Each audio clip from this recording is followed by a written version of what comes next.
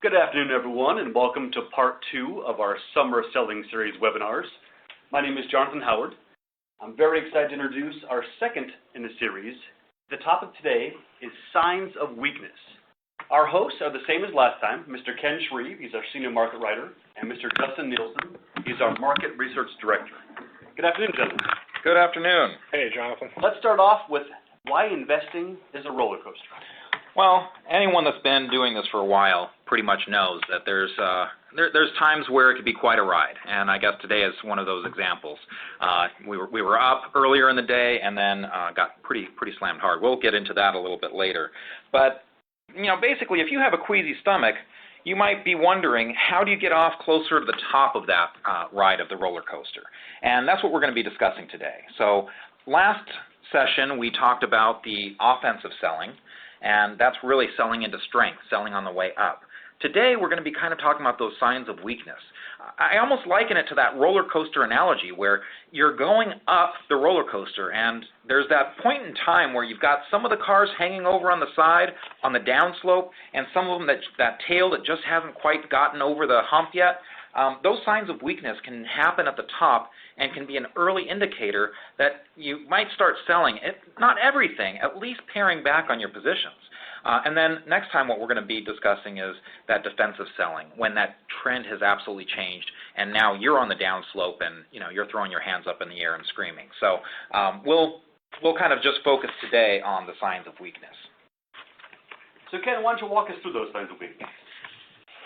Okay, well, there are three that we're going to address today. The first is the downside reversal, and if you were paying attention to the stock market today, the downside reversals were a dime a dozen. We were, headed along just fine, strong earnings from Facebook, NASDAQ up 0.5%, 0.6% early, and then all of a sudden, right in early afternoon trading, everything started to sell off. So a lot of downside reversals today. We'll take a look at what that looks like, and then we're also going to just talk about the concepts of stalling and churning, which are pretty much synonymous. But we'll get into that because stocks do this a lot after a lengthy run-up, and if you can understand what a dry up in buying demand looks like at a top, you're going to be just that much better prepared to take profits when you need to. Let's start with the downside reversal. Okay, so the downside reversal is not really a complicated topic. What happens is that the stock will shoot off to an intraday high. We saw many do that today. Amazon, Facebook, a lot of stocks, shoot off to highs, but closes down or near the bottom of the day's trading range. I think Facebook actually ended higher today, but Amazon had a real big downside reversal in very heavy volume ahead of its earnings report after the close. At last check, it was down a little bit. Downside reversals will often, not 100% of the time, but often occur on a pickup in volume. So there are signs that there are some big sellers in there. Again, a downside reversal doesn't 100% of the time have to be in very, very heavy volume, but if you see that heavy volume, that's usually a sign that big investors are in there selling, and that's a major warning sign. Downside reversals often, indicate further weakness ahead, at least in the short term.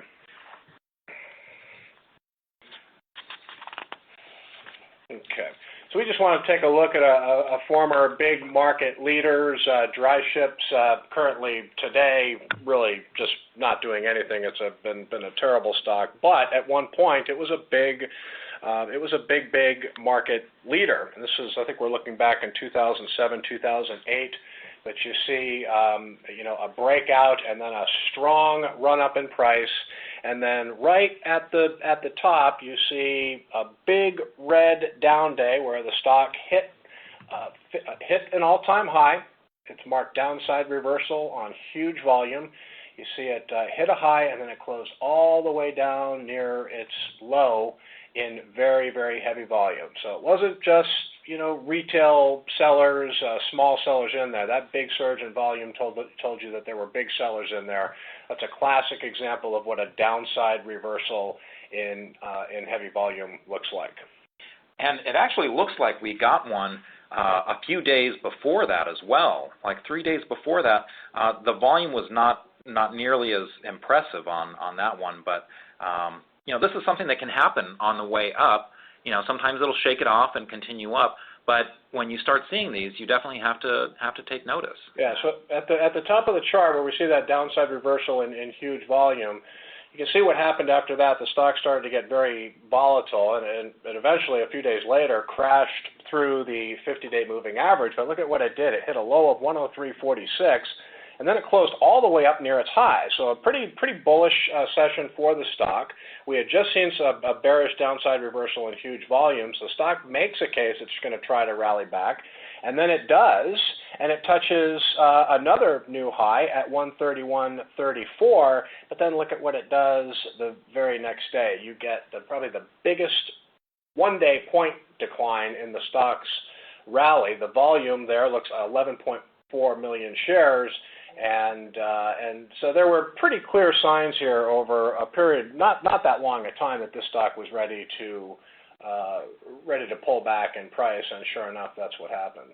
You also have to keep in mind in this case, if you had bought this properly, you were up over 100% on the stock. Mm-hmm. So, when you get to be at those levels, at least taking some off the table, is something you should be looking for. And by the time this crossed the 50, I think the market was starting to show some signs of weakness at that point. I know at the end of October, we had a lot of distribution days in the market. So you had that factor in there as well. Yeah, no question about it. So you can see the price weakness that came after these reversals and heavy volume declines.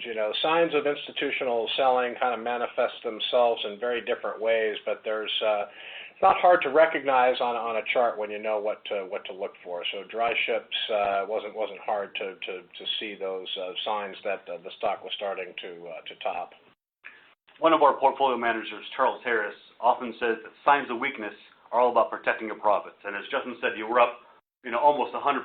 And when you see these signs, his analogy of the roller coaster, you could be near the top. So then you may want to start paring back. You can see it looks like a roller coaster. It's on the way up. These things appear at the top and then rolls right back over. So these signs of weakness can and will protect your profits. So let's take a look at another example here, and this is Novell from back in 1992-91. Here again we have a nice run-up. If you had bought this back in July of 91, you were looking at at least 100% profit. And the first downside reversal day that you see there that's pointed out on the arrows, that's in September of 91. Now, you're not up that much at this point. And as I said before, you can get these downside reversals happening along the way, but it's when it's extended, truly extended. You want to take a look at how it handles itself after the downside reversal. In that case, it did come right back. Volume was a little lackluster as it was coming back, it looks like, but it did get to new highs and then started making new highs on a fresh breakout on volume.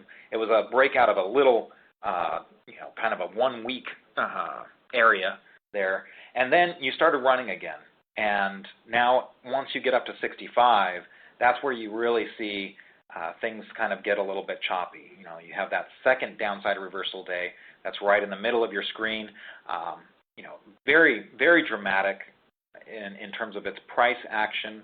And then, it starts recovering, but then you get another downside reversal. And even before that third downside reversal that we have marked, you can see that there was, when it hit the high of 65, that close, even though it was up, it wasn't a great close. It was definitely closing in the lower part of the range. So we'll get to that point in a second. But again, it doesn't mean that you're selling everything. You see a downside reversal and you hit the sell button and panic.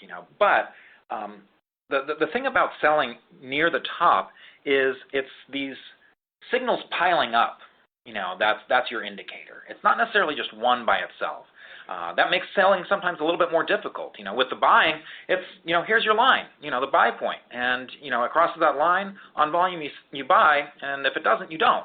but with selling it can be a little bit trickier. And sometimes these topping signals can occur over a period of days, or sometimes it could be 2 or 3 weeks where you keep saying the same. Exactly. Keep seeing the same things over. One downside reversal day is not just going to totally interrupt a stock's run. Sometimes it might. Sometimes it takes several downside reversal days, rallies back in light volume. But the more you start to see them pile up and you're still holding the stock, the more the market is telling you to at least take some profits, if not all, to protect your gains. Mm-hmm. Yeah, I kind of liken it to, that deer in the woods. If it hears, a twig break, it's going to take notice, or a rabbit, whatever your prey is, it's going to take notice. It's going to, perk its ears up a little bit. As an investor, these signals should make you perk your ears up a little bit. Even those that were sticking with Novell, after it hit a high of 65, and then you get another downside reversal day a few days later, you can see Novell came right down to its 50-day moving average, and it actually showed supporting action. But look at how the supporting action played out. It was mostly in light volume. The stock started to rally back, hits a high of 64. So people that are holding half a position, or maybe we're just still holding because they have conviction in the stock hits a high of 64, but then you see another break of the 50-day moving average, and then you start to see higher volume down at the bottom of the chart. You see that 3.6 million share day. So, clearly a stock that was running out of steam. And for those of you that are kind of wondering what we're talking about with that weak rebound rally, this is something that we did cover in our first one. So you can maybe go back to the archives and look at that. Let's move on to stalling. So with stalling, and it's stalling and churning, they're very related, but the idea is that you're trying to make progress, but you're getting kind of interrupted. It's not you're getting a lot of volume behind it usually, but you're just not making that much progress. And I often liken it to, I'm from Southern California, so I don't know how to drive in ice. And I was one time, going up a steep driveway that was very icy at a cabin in the woods and, in the snow. And, my wheels were turning and I just wasn't getting anywhere. And that's what stalling really feels like. There's a lot of volume, there's a lot of turnover, but the price is just not getting anywhere. So you're often going to be trading at or near new highs, or at least with some upward momentum, and then you just have trouble moving up any further. Yeah, and then we've seen people who read the big picture column see the term stalling mentioned every now and then. I believe just yesterday we had some... That's correct, on the NASDAQ. We had some stalling on the NASDAQ, and even before that, over the past several weeks, there were isolated instances of stalling on the NASDAQ. So typically stalling, you'll hear the term stalling when, an index tries to make upside price progress, volume expands, is very heavy, but it just has a hard time making headway. So sometimes it just ends up being a minimal gain of maybe 0.1% or 0.2%, but very, very heavy volume without much price progress. So that's basically our definition of stalling when we use it in the big picture, talking about the indexes. And what's sometimes tricky about it is it's a blue day.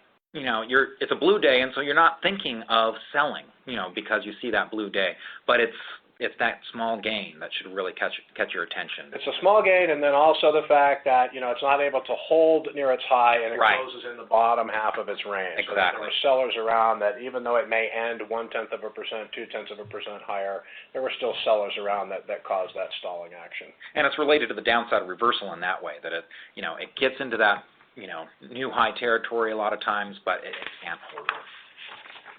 So here's InterConTexchange. This is back in 2007. We had a nice cup with handle and flat base that we were moving out of from earlier in 2006. And this was a newer issue at the time too. I remember this stock was something that was exciting a lot of people, and had a nice gain. Again, if you had bought this properly out of that cup with handle, you were looking at over 100% move in under 6-7 months. Even if you had gotten it from the flat base, you were looking at 100% move from that flat base. So, with those type of gains, and it was holding the 50-day moving average line very well the whole time, you got to start looking for, places where you can exit. And here you see that stalling right there at the top. It's just not making much progress. It got into new high ground, couldn't hold it, and the volume picks up considerably. Not only is it considerably higher from the previous day, but this is way above average. So there's a lot of trading going on, and it just, for that amount of trading, it's just kind of surprising. It can't make much progress there. Again, the stalling, you're typically going to see it after a meaningful gain for a stock. I mean, if a stock breaks out of a base and it rallies 5 or 10% past the buy point, you feel good about the timing and everything, and you start to see some stalling action after a very modest gain. I mean, that's not time to say, oh my God, the bottom's about to fall out here.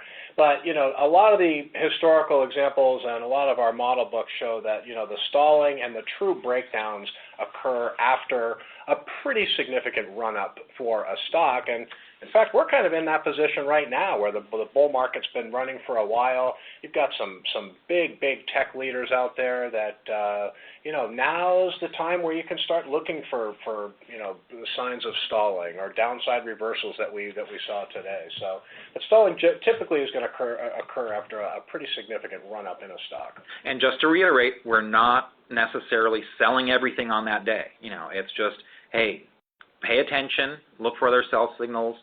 If you start seeing them pile up, you might have one stall day and just, not think anything of it. But when you start seeing that and other sell signals or more stalling, that's where you got to start taking notice. Mm-hmm.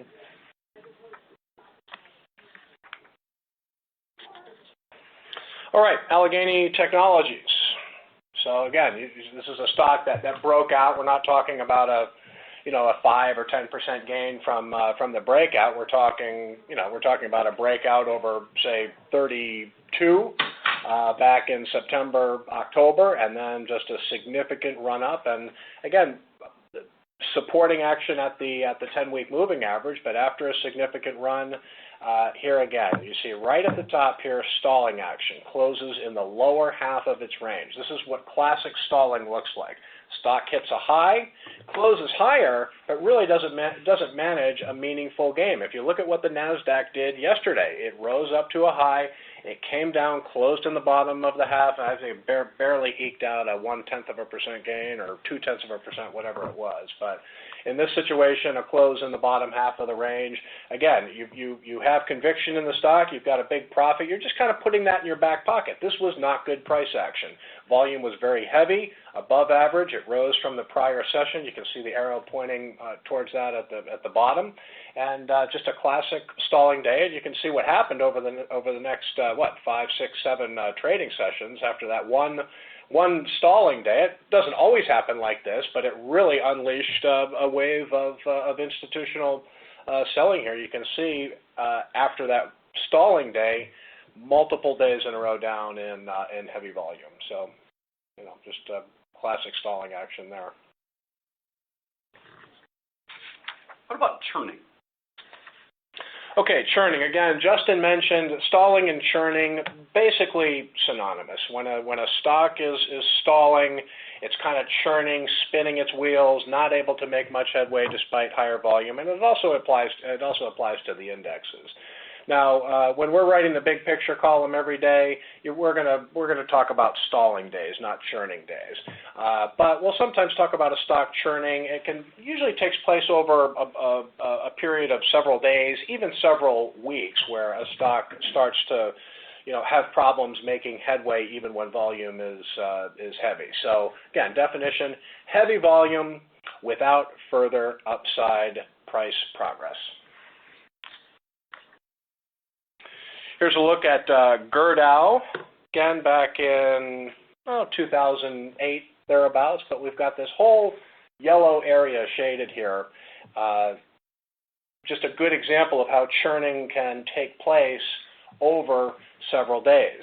Okay, so when you look at all the down days, okay, starting from when the stock hit a high of 25.89, and then it eventually went up to 26.21. Right in between that area highlighted in yellow, you look at all those red days where the stock hit a high, reversed lower.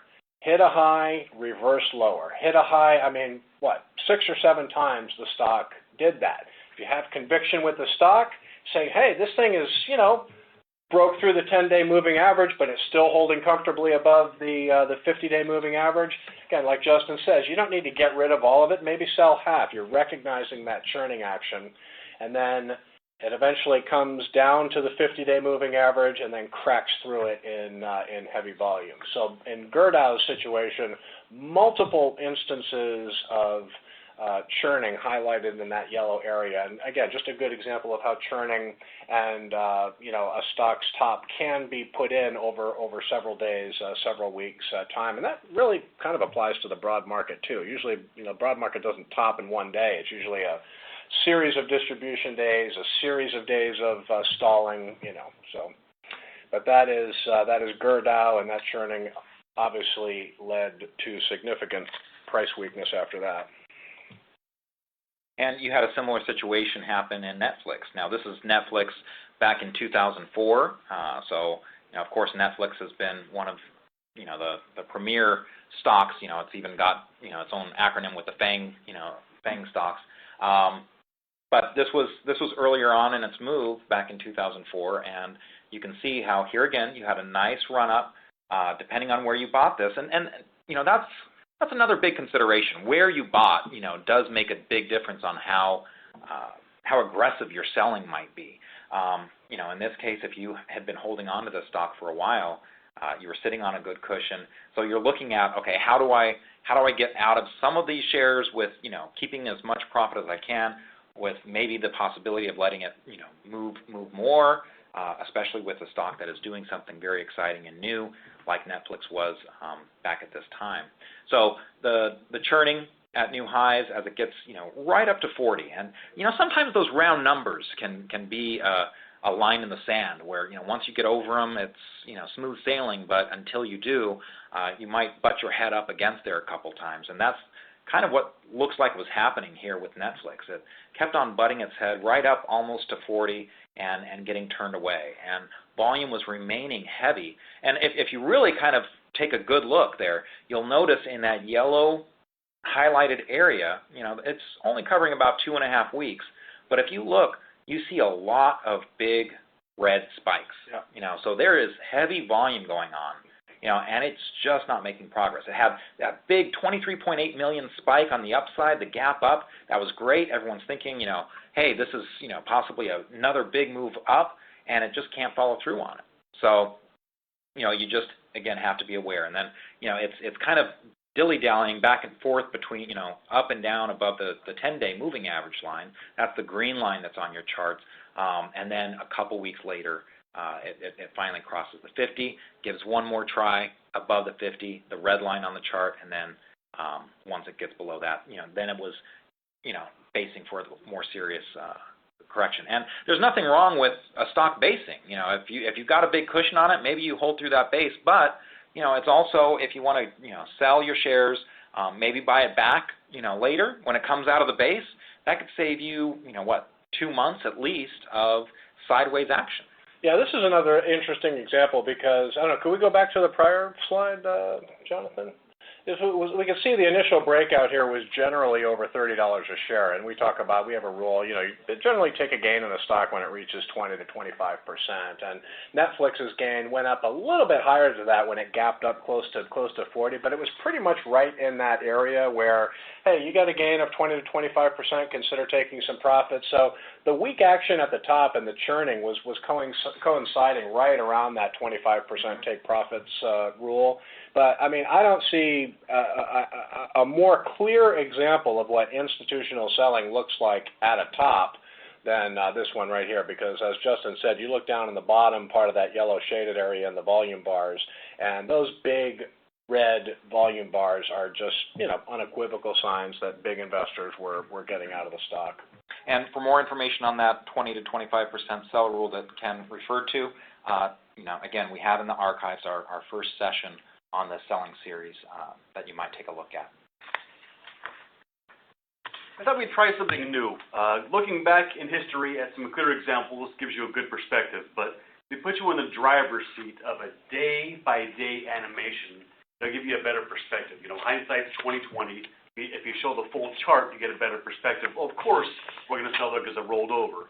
What we're going to do now is show you a day-by-day animation and these popping signals as they appear and how our experts would react. And one thing I just want to add is, for those of you that are trying to do some post-analysis on your stocks, I would highly recommend using the change date feature if you're a MarketSmith subscriber, or doing something so you see what did it look like back at that time. Because as Jonathan just mentioned, it's very easy once you see what happened to say, oh yeah, I would have been selling right there at the top because I can see all these signals. But being able to recognize them as they happen, that's what you need to train yourself to do. Because if you can't recognize them as they happen, and you can only recognize them after 2 weeks have gone by, then they're not going to do you as much good.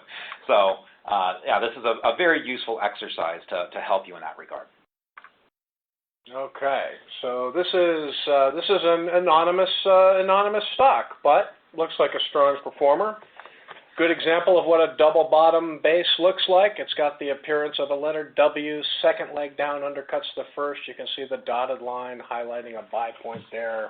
10 cents above 30.98. Call it 31.08, but a good solid breakout. Well, I'll tell you, if all breakouts could act this well, I mean, we would all be rich. Just breaking out, riding that 10-day moving average higher, and a really strong performer. So now let's start with the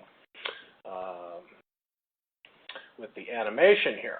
Okay, so after a big run up past a 31.08 buy point and crosses 40.1, I mean, you've been listening for a while now, you can recognize that blue day where the stock closes virtually unchanged, slightly higher, way down in the bottom half of its range. Volume not huge, but that's not great price action to see after a lengthy run up. So this is classic stalling action. Again, just a reminder, stalling action, if you see it in a big increase in trading volume, that's obviously a little more ominous than if you see it in low volume, but still, stalling days in low volume are worth paying attention to. And the market, in the market, we probably wouldn't even mention it. With the lower volume, it's not something we would even classify as stalling. But, there's also the fact that it's kind of making those new highs, too, without much volume behind it. It does suggest that there might be a lack of appetite for the stock at that price. So much information that can be gleaned from the stock charts. Okay, so that's point one. We see our first day of stalling action. Okay.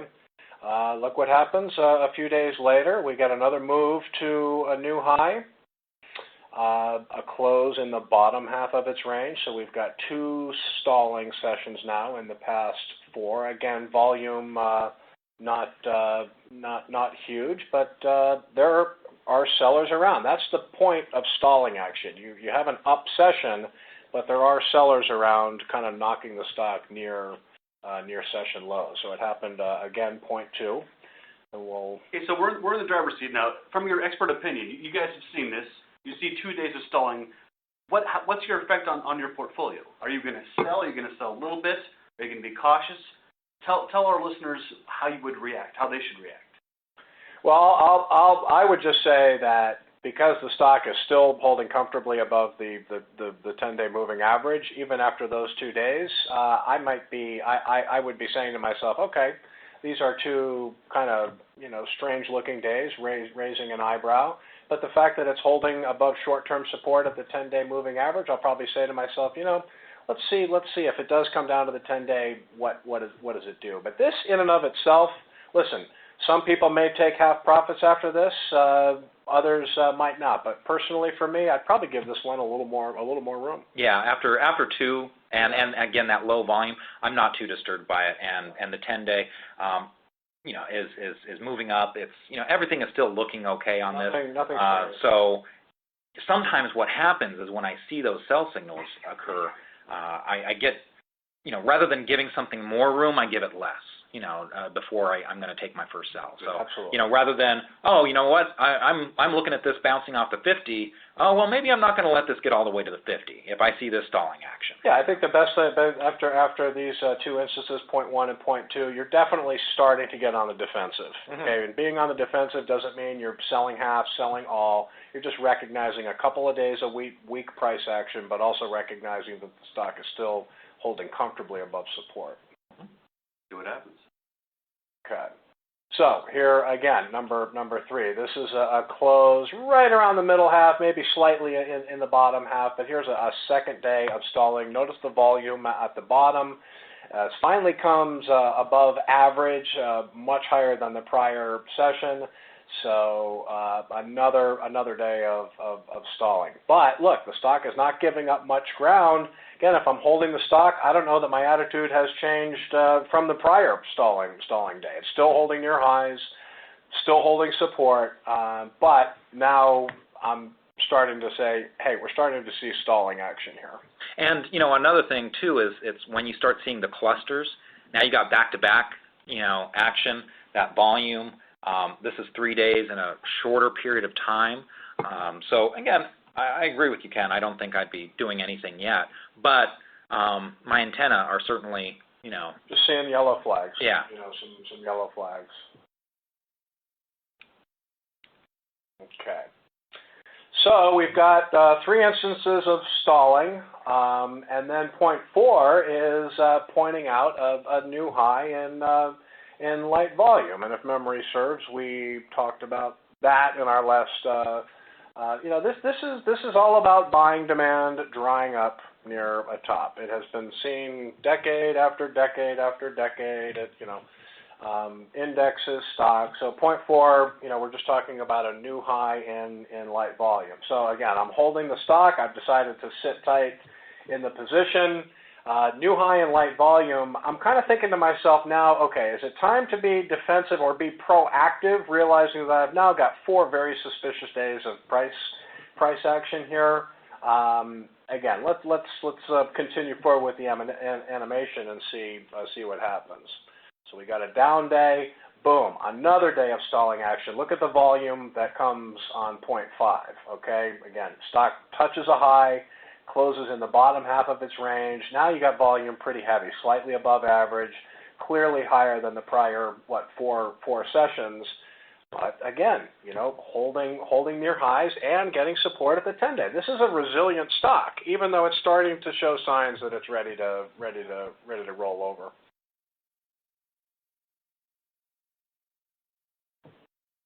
Still support at the 10-day moving average, super strong. 0.6, again, this is just a classic downside reversal where the stock hit a high and then reverses lower and closes near its session low. Wasn't a rush of trading volume, but now, you're really still getting support at the 10-day moving average, but you can see how the yellow flags start to multiply. And that's kind of what's been the tricky thing about this current market, frankly. When we're writing the big picture, it just seems like we get one yellow flag after another, including today with the NASDAQ. We got a high distribution day count. We got stocks hitting new highs in low volume. And so many yellow flags, it's hard to proceed aggressively. So you've still got a lot of yellow flags here in this stock. Okay, and then we'll move forward and almost done with the animation here. Starting to give up. Okay, so here obviously is a rough day. So if you were really defensive, maybe you took some proactive measures and took off half your position. Even if you didn't, okay, and you were holding the stock when it plunged in, heavy volume, 0.7, there's obviously a time to take some profits if you already haven't. Now, it came down to the 50-day moving average, came close to it, closed off the 50-day line, but still in the bottom half of its range. But this price action was obviously the most bearish that we've seen out of all the things that we've annotated here. So that was probably the time, I'm sure Justin would agree, that if you hadn't taken any money off the table, you're probably taking some off at this point. And now the trick is, especially after seeing all of those yellow flags before, this is where it's really easy to just be almost in panic mode. Oh, I knew something was going to happen. Can we go back just one day? So this is what it looked like the day before that. And the one thing I'll just mention about this period of time, if you look at the 2 weeks of trading, this is kind of one of those examples where it's just not making any progress. So it's had this nice run, and it just seems like it's a little stuck there. And we're getting all those sell signals piling up. Nothing that is necessarily actionable. And even, here, it's not like there's anything actionable, but you do see that now your 10-day is flattening out. So that's kind of an early sign. When you see that 10-day flattening out a little bit, and it just, seems like it's closing at the same area. Now, tight closes, at the very beginning of a move, that's something that we like to see. But tight closes as you're trying to make new highs, that's different. Where the tight closes are happening makes a big difference. It's like stalling. Exactly. That's the exactly tight what action it is. is just kind of stalling your highs. Yeah. So, okay. Yeah. Go ahead. It's basically telegraphing a punch. You know it's coming, and it finally hits you, so you're more ready for it, you're more prepared for it. Here's the wind-up. There's the wind-up. But, honestly, all the things that we are going over right now, you can look at so many stock charts in the market right now, especially stocks that you've got big gains on, and you're probably going to start to see some that are showing downside reversals. Again, there were plenty today, but you just got to pay attention to these things when you're determining when to protect your gain. All right, so after point 7, which was the largest one-day point loss, it held above the 50-day moving average for a little while, but then point 8 is just highlighting a decisive break below the 50-day moving average. Volume was above average, so again, just some institutional selling starting to crop up in the stock. And we're going to cover some of these, more on the downside. When things start rolling over, we're going to cover a few of those signals on our next session. There's the stock. This was Green Plains Energy, and then you can see the weekly chart. It's a longer-term time frame, of course. These are a stock's weekly high, low, and close. But when that daily chart that we just were looking at was highlighting the break of the 10-week moving average there after a pretty significant run-up. And you can see how many up weeks in a row this stock was up before it gave up that 10-week moving average. So this was a stock, up, what is it, about 14 out of 15 weeks or whatever, but really, just a break of the 10-week. And that would actually be another thing that made me a little nervous. Seeing that many up weeks in a row does start to get me thinking, okay, a break is normal, to happen. Well, for people that aren't doing it already, daily charts and weekly charts should be used. We offer both at investors.com. I favor weeklies, but it doesn't mean I don't look at dailies either, because like I said, the daily chart that we just looked at for Green Plains, and then you look at the weekly, it gives you that. You can see all those up weeks in a row, and whole different perspective. And I especially like to look at weeklies when I want to hold on to a stock. The shorter time frame you use, the more likely you are to panic or get shaken out. If you're trying to hold on to a stock, looking at the weekly, really does help you put it in perspective. And totally agree, because you look at a daily and you say, boy, this thing is just driving me crazy. You look at the weekly and say it's kind of smooths things out. It's not looking too bad. Another thing that the weekly kind of does show you, that longer-term perspective, it does kind of bring up that point of where you bought the stock might make a difference on where you're selling. If you had bought the stock as it was coming out of that little consolidation at 32.70, that's very different than if you had bought this stock at 18.50. Exactly. So whereas you might be saying, oh, you know what, I'm gonna take my profits because I'm up 25%. If you were buying it from 32, if you were holding on to this from all the way back at 18.50, you might handle it different. Maybe give it a little bit more room. Much better cushion. And even if you're going to give it more room, you still have to have your line in the sand. Right. That doesn't mean it's okay for you to let it come all the way back to 20. There's no reason to let all of that profit get away from you. Okay. No, those are fun. Let's do one more. So here again, we've blocked out the name just in case any of you traded this. To protect the innocent. To protect the innocent, sure. Another double bottom base is coming out here at 89. What is that? 89.24. So our pivot would have been 89.34. Decent volume on the breakout, and now you might look at that and say, oh well, gosh, it closed in the bottom part of the range. Is that something that you would freak you out? Well, considering that the gap up, was so tremendous, if you looked at that as what they call the average true range, it's not so bad. If you were looking at it as going from the close to where it closed the previous day, the close of the previous day to where it closed that day, it's closing in the upper part of that average true range. But it starts going up from there, and let's see, if you bought it around 90 and now you're at 100, so you're up a good 10%. It consolidates a little bit, breaks out again, nice volume as it breaks out. So it keeps going. It's doing everything that you'd like to see. You get a downside reversal, not much volume on it. I would note it, but again, not anything that would make me panic. At this point, you're getting up to about that 20%, level. So, maybe you take that as a sign. You know what? I'm at 20% now. I'm just going to, take my profits. Sometimes we use that 10-day line, and say, oh, if we're up 20%, we'll give it a little bit more room until it breaks the 10-day.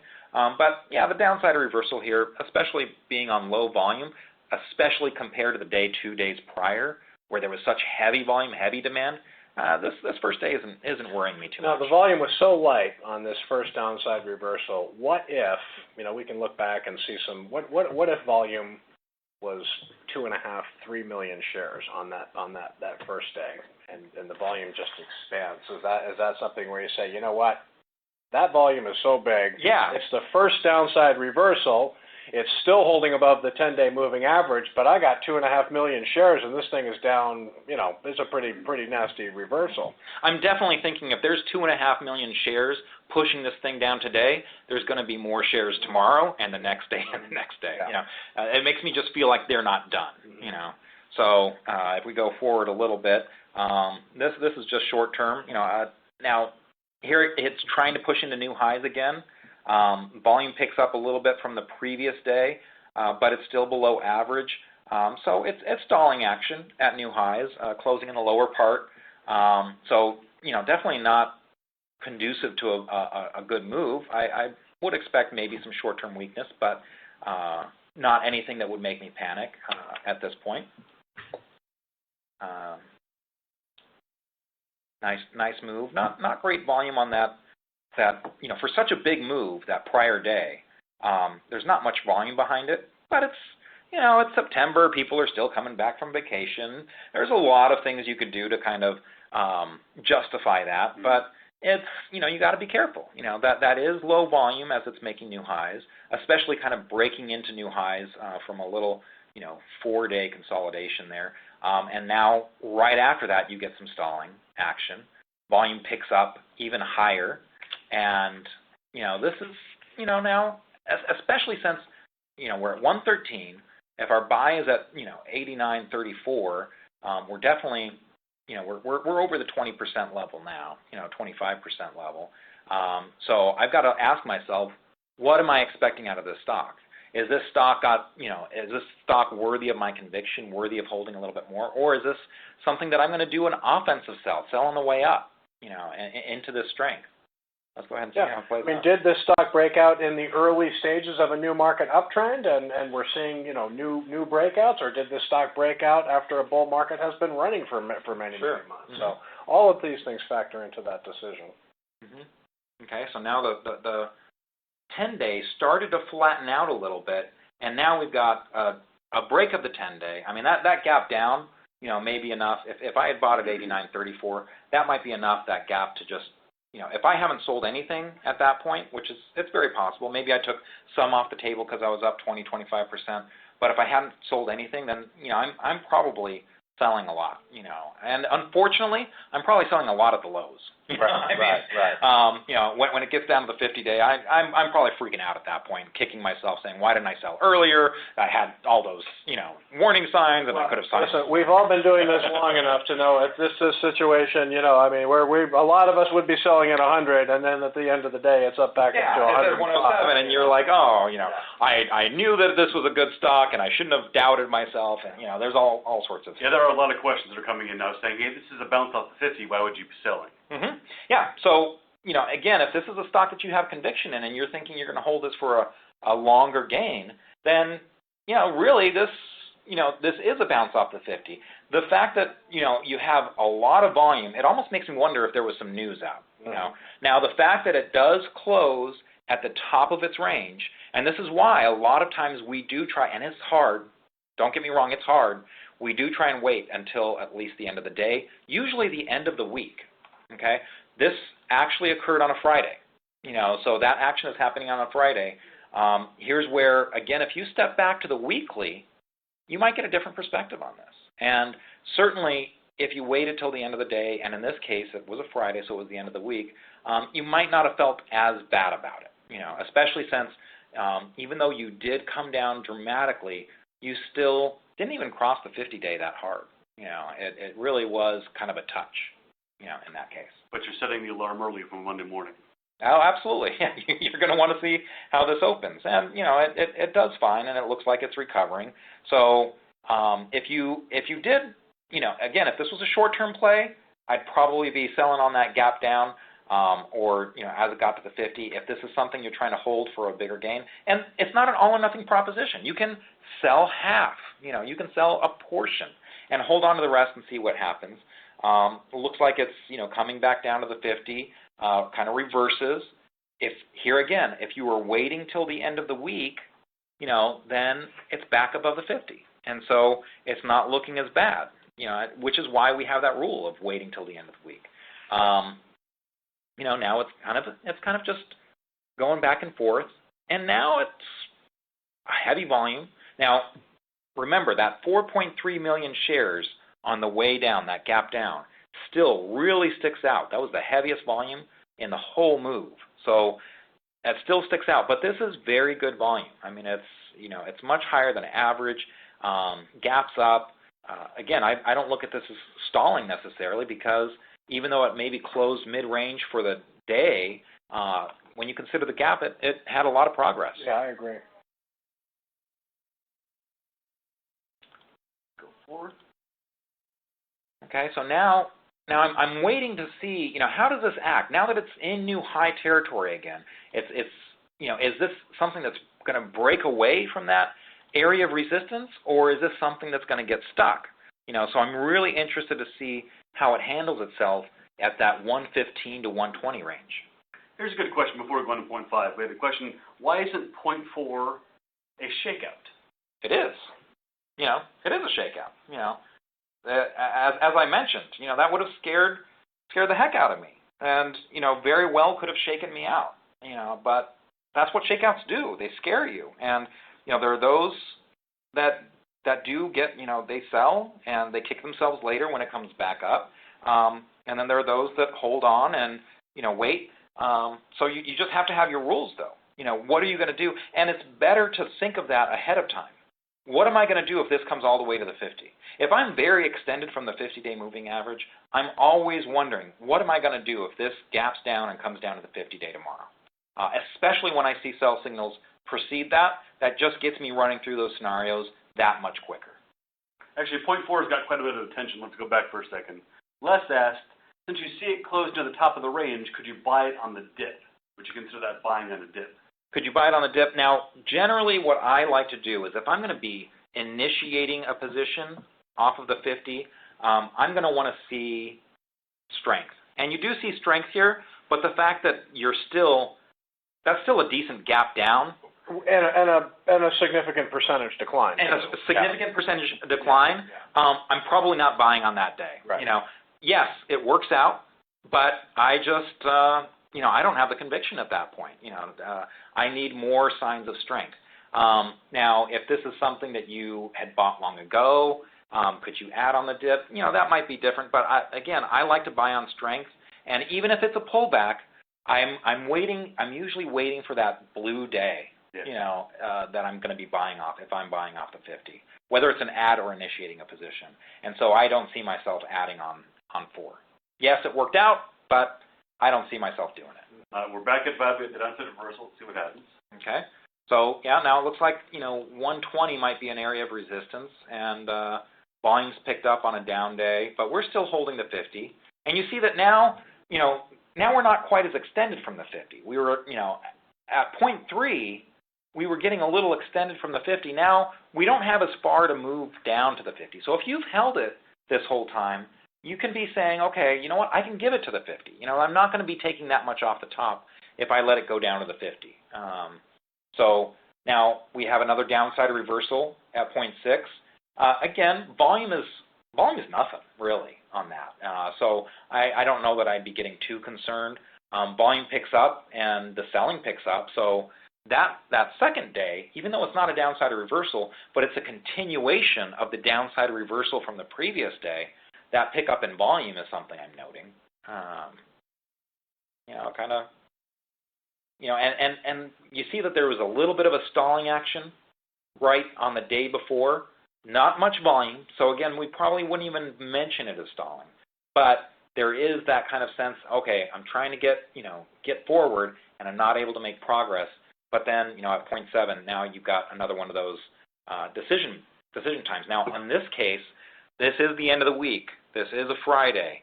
This is where it closes, significantly below the 50-day moving average. Here again, the volume is spiked. So interestingly enough, okay, if you had waited till the end of the day in this case, and I'm not saying that you have to. When you're down significantly below the 50, there's sometimes I'm just cutting and running. But let's say you had waited. What's interesting about this is, okay, that means you're selling right around 101, 102, which is almost exactly where you were, when you breached the 50 the first time. So here you've gotten, 7 weeks, and you're right back where you started. So sometimes selling a little early, at those first signs of weakness, can save you a little bit of heartache and risk.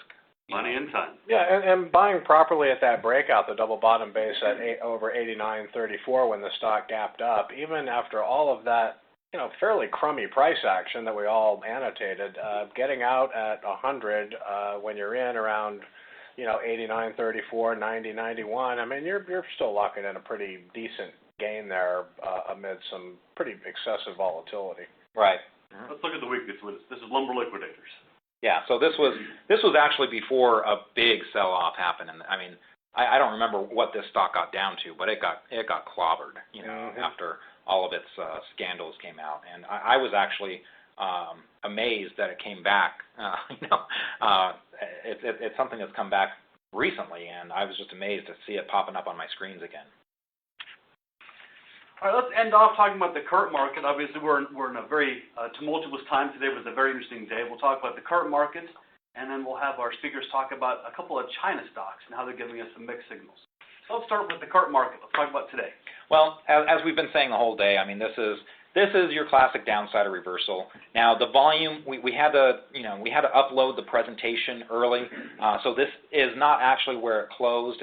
I think it's pretty close to where the NASDAQ closed, but the volume definitely spiked up.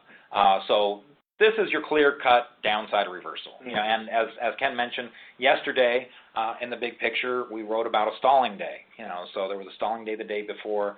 Now we've got a downside reversal. So there are some sell signals here. Now that doesn't mean sell everything and go into a bunker with canned goods, but it does mean, hey, these are a couple shots across the bow, warning you that there might be some weakness ahead. Yeah, it just seems like the yellow flags have been out there for quite a long time, and the market continues to grind higher. But I tell people, for every headline that you read in all the financial media out there that Armageddon is near and stocks don't have any more left, that probably gives the market an even better chance to go even higher. When the crowd is expecting it to go down, that is often not what happens. But it was a pretty bearish day for the NASDAQ today.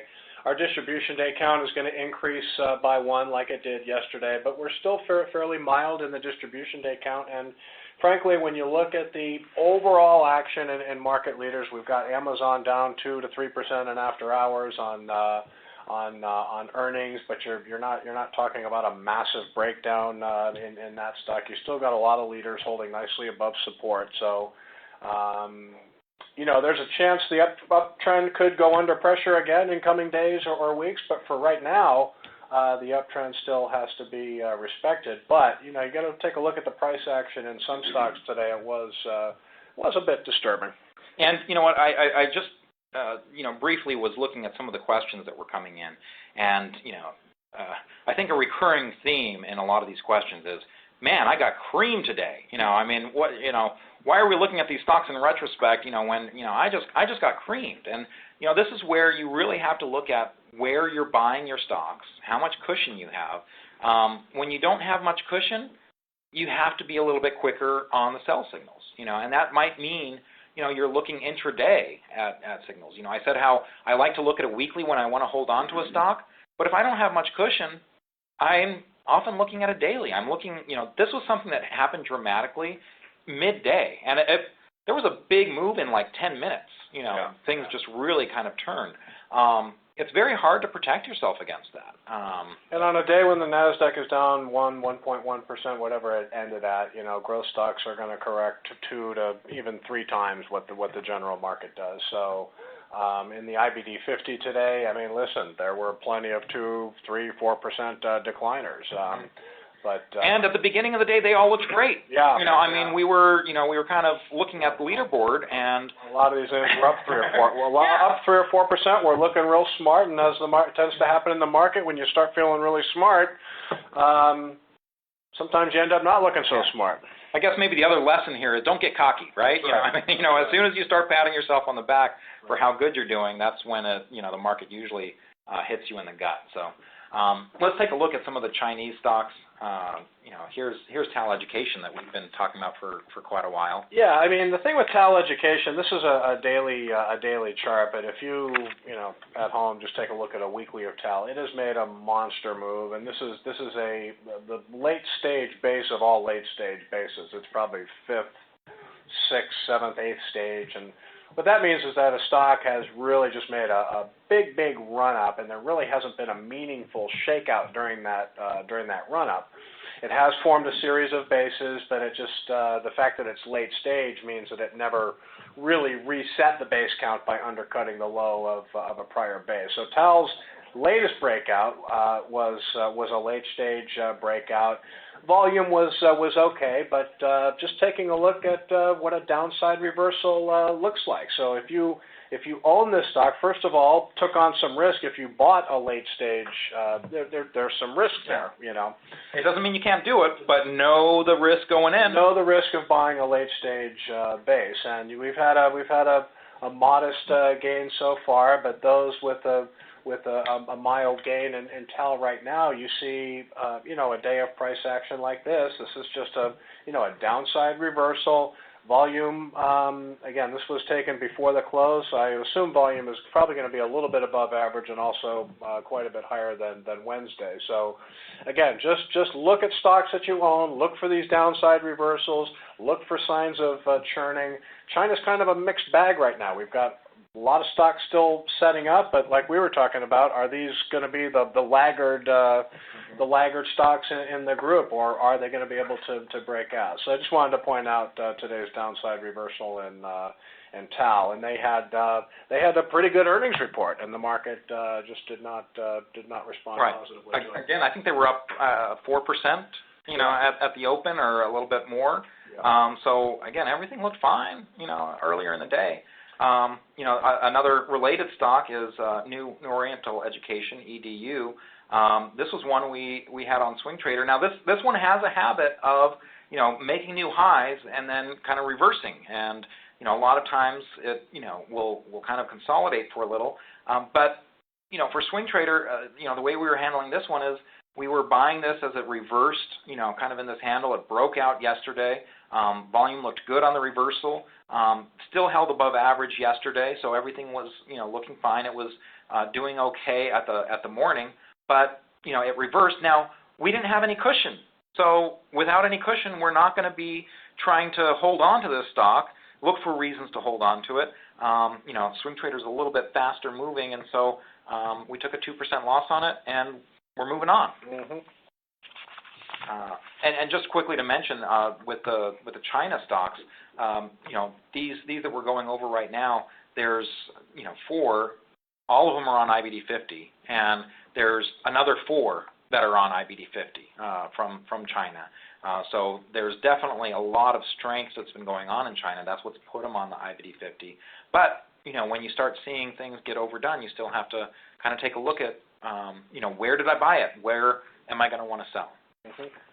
Grace asked, the graphs you're using, are they available on the regular i.com or are they part of a package? These are investors.com charts. These come, if you are a subscriber to any of our products, you do get investors.com charts for free, and that's what I've used here in this presentation.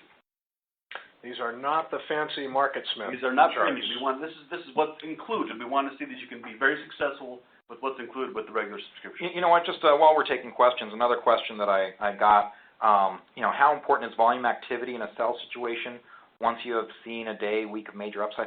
Volume gives you the context. It's very important. Volume really kind of paints the colors behind what's happening in the price action. And that's why, when I was looking at that, chart earlier, and I was saying, okay, yeah, the price doesn't look great, but the volume, it's not making me panic, because the volume makes a big difference because it tells you what are the institutions doing, and again, once you see that volume in one direction or another, there's usually, because institutions are behind it, there's usually volume to follow behind in that same direction. So you just have to be aware of that. We're running out of time, so let's get to the last couple, please. NetEase. Okay, so NetEase, everyone's favorite China growth stock, still a compelling growth story, but this is just another stock where it looks like buying demand is starting to dry up. You got to remember these China stocks have made big moves, and even though they've got a lot of support from top-rated U.S. growth fund managers, they've got good sponsorship. NetEase, the red arrows here are just highlighting many downside reversals where the stock was able to continue to work its way higher, but even now, just today, the downside reversal volume was below average but higher than what we saw Wednesday. So just multiple instances where the stock is trying to go higher but reversing lower, trying to go higher but reversing lower. So multiple instances of that. Does this one have more upside? Well, what we know right now is we're seeing just a lot of downside reversals. In some cases in heavy volume, other cases in not so heavy volume. But I got to tell you, just kind of wishy-washy price action that doesn't make the longs, I think, entirely comfortable that they're going to be able to achieve meaningful gains from here. But today, again, just another downside reversal, one of many that we've seen in recent days with NetEase. And especially when you're seeing those occur with late-stage bases, it's that combination is kind of a killer. You know what? Another just quick question that I want to address.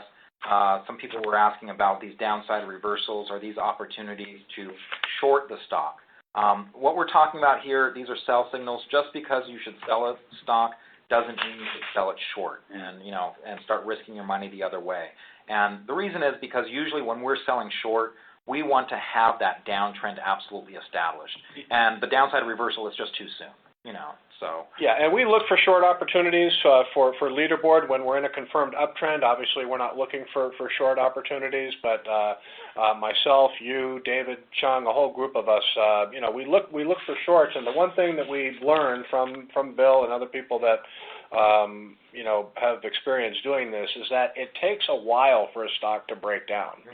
After it runs up in price 100, 200%, sometimes it can be several weeks. It starts to weaken, rallies back. It starts to weaken, rallies back. So sometimes it can be several weeks, even several months before a viable short opportunity pops up. So that's a common mistake. People short too early before the stock has truly broken down. So just getting back to the charts, here's another one. Again, same thing, downside reversal, very clear. Volume doesn't show higher, but again, these charts were done earlier in the day, so I'm sure Momo had volume that picked up well above average by the end of the day. And in this case, this was a stock that was basing. This is one I had on my watch list. I was actually looking at it a few days ago and considering it, but today would have wiped out all my profit, and I probably would have been out. Now a downside reversal in a stock that I've held for a while, I might wait for some more sell signals, but if it's coming early on in the move and I don't have cushion, I'm going to react differently. So how much cushion you have really does make a difference. When the left side of this base started forming, so we look at that first downside reversal, that's basically when the left side of that base started to form. You can see there were clearly signs of institutional selling as it pulled back to the 50-day moving average. That's not such a bad thing as a stock starts to pull back in price and forms a base. But as it starts to trade near its 50-day moving average, starts to rally back towards highs. Look at the lack of volume. There's no blue volume bars there showing that this stock is under meaningful accumulation. So you have a series of lower volume, below average volume gains, and then a pretty bearish outside day today that to me kind of throws this technical structure into question. And you know what, as you said, there's nothing wrong with having some down days on volume, but you got to balance it out. You got to have something positive that overwhelms that negative you saw on the left-hand side of the base. like signs of accumulation going back up the right side. Mm-hmm. How many stocks you say were of the Chinese stocks were on the IBD 50? So there's 8. We had a total of 12 foreign stocks, 8 of them Chinese, 1 from India, the bank, Mercado Libre from Argentina, and then 2 financial stocks that are headquartered in Bermuda. So a lot of the Chinese stocks kind of segue quickly into our stock list. As you know, this has been a very strong year for stocks. The S&P is up year-to-date about 10.6%, a very solid gain. But what I want to illustrate with this slide is how IBD stock lists have done in comparison. And the sector leaders, the very, very tight screen, outperformed 4-to-1. It's up almost 40% year-to-date, 39.19%. If you bought the NASDAQ stock spotlights, you're up 30%, 3-to-1. The new America stocks, which is not necessarily we're telling you to go out and buy them. If you had bought them as an ETF or bought everything we had for the last 6 months, the new America stocks are up almost 30%.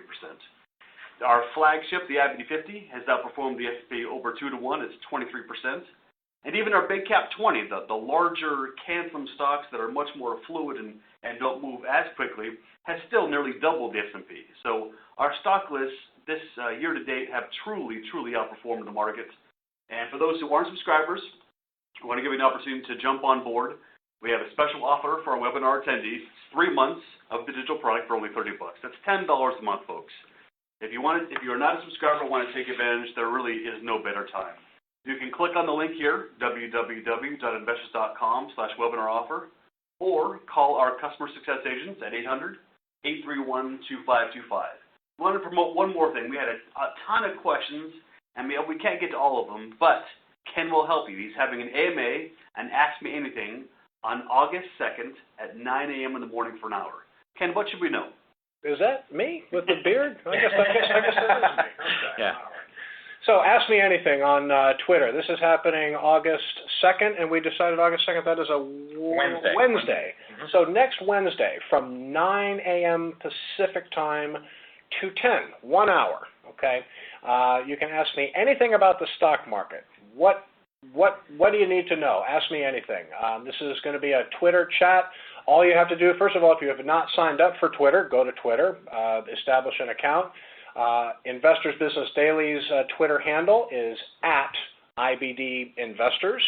So once your Twitter is set up, you just write @IBDInvestors, ask your question, and then put that hashtag, which is the #IBDAMA, or you can just tweet at me directly. My Twitter address is @IBD_K_Shreve, and anything you want to know about the current market, we'll be taking questions for 1 hour next Excellent Wednesday, opportunity to ask the experts. August 2nd, 9 a.m. Pacific Standard Time, so hope to see you there. All right, we are out of time. We are 8 minutes over. I apologize for that, but thank you for taking the time. Once again, if you want to take advantage of our offer of 3 months for $30, go to investors.com/webinar offer or call us at 800-831-2525. Thank you all and happy investing.